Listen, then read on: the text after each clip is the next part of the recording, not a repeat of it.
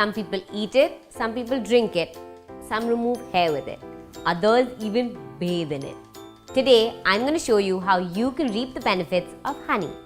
Honey is a humectant, which means it attracts and retains moisture from the air. It adds suppleness to dry hair. It makes hair more bouncy, shiny, and helps retain curls. Honey is packed with antioxidants which keep your scalp healthy. Its antibacterial and anti-inflammatory properties are great to keep acne and scars at bay. It soothes skin issues like eczema and psoriasis. Honey has humectant properties, which means it seals in moisture. This is great for dry and brittle hair. Milk is rich in biotin and contains 2 kinds of proteins.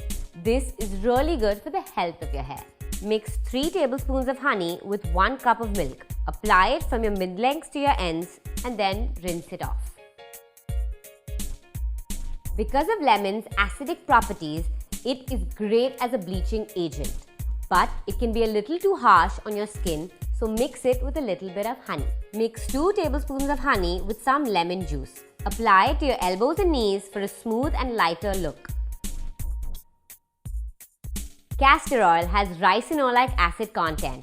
This increases the circulation of the scalp and helps in hair growth. Mix 1 tablespoon of honey with 2 to 3 tablespoons of castor oil. Mix, apply it on your scalp, and you can use this 3 to 4 times a week.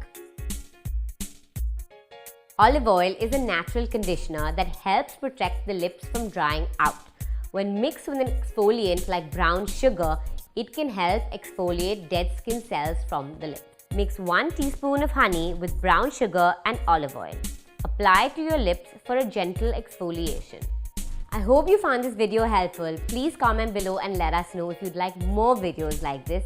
I'm Natasha, your beauty BFF. See you next week.